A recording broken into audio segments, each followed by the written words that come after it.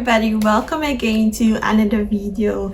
If this is your first time on my channel, you're so much welcome to this amazing community. And if you're a returning subscriber, it's always a pleasure coming on your screens.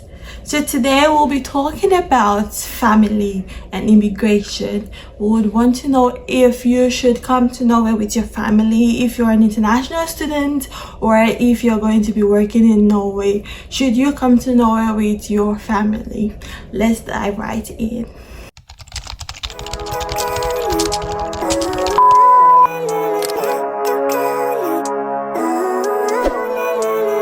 Living life every day, late at night, not okay, all I want, and I pray. So Norway is a very family-oriented country. That's what I felt during my days or my years in Norway. I felt the systems have been put in place to have this work-life balance or school-life balance, so you can have quality time with your family. So first, for the case that relates to many of you, that is studies. If you're going to study in Norway, should you come with your family, or can you even come with your family? Because I know some countries restrict that. Yes, in Norway you're able to migrate with your family. You're able to study with your family. You can come with your spouse and you can come with your children that are below 18 years. The only thing that might make you not want to come with them is the financial restrictions or the financial constraint. You will need a large sum of money to be able to come with your family. You would have to prove that you have sufficient finance to take care of your family while they're living with you. So for students, you typically renew your visa every year, not every semester or not a fixed term. So let's say you're starting your master's in Norway and you're set to come in August and you decide to come with your family. You know, before you come and study in Norway, you're supposed to prove you have sufficient funds, and that's about approximately 152,000 kroners. The figures is on the screen just for you. So if you would want to come with a spouse, you would have to prove that you have enough money for both of you, and that's about 300 plus thousand kroners. So this is what you would have to show, and that just makes the whole process so cumbersome because it's about 30,000 euros you would have to show as your living expense minus your tuition fees. We've not even talked about tuition fees. So it's very possible, if you have the means, you can come with your kids, come with your wife, come with your husband, and they can have a very good time.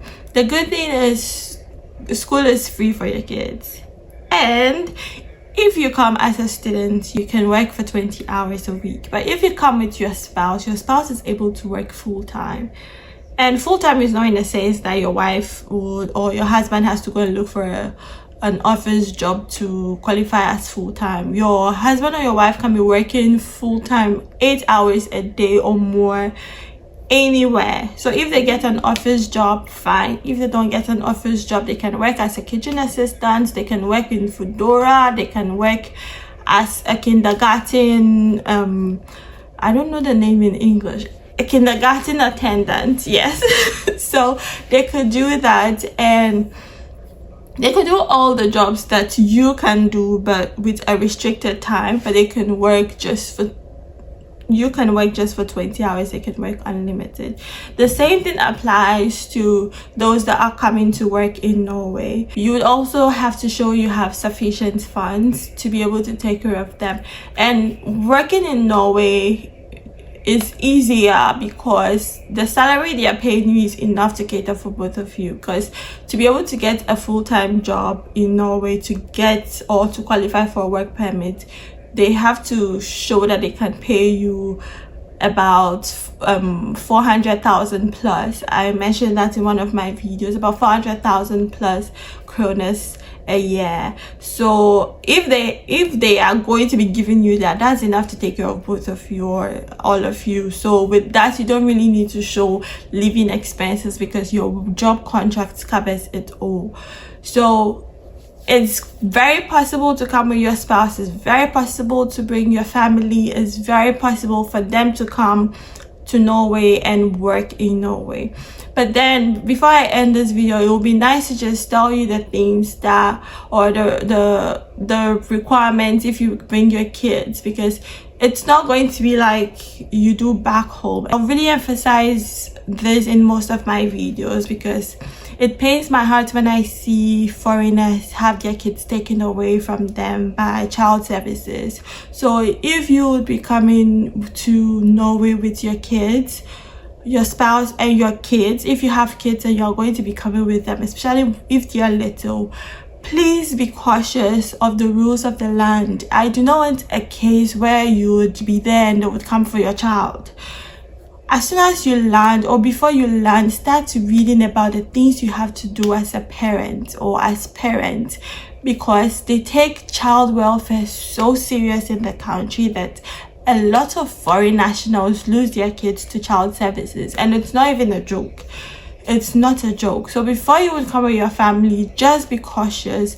And they have specific rules you would have to follow. The food you would have to be giving your child. You would have to make time for your kids almost every weekend to take them out. You shouldn't be working too much and leave them at home to be on their own. You shouldn't, a whole lot, and everything is on the child welfare website. They said they've even made videos there, because I was in one of their events or one of their conferences where they came to speak, and I was really, in quotes, angry that day. And it's a whole discussion or debate altogether. But then just do your part as a parent, be there for your kids, and just teach them what they should say when they go to the kindergarten, because I think that's where their eyes are on. Like, the kindergarten attendants are always like quizzing your kids to know what you're doing in the house and what's going on back home. So as soon as you cross from your country into Norway, into any Europe country or any country outside of your country, just know that the whole child welfare service is it's different altogether. It's reverse of what you know, so you would have a lot of unlearning to do. So be mindful of that if you're bringing your kids. Let there be no case that someone's child has been taken.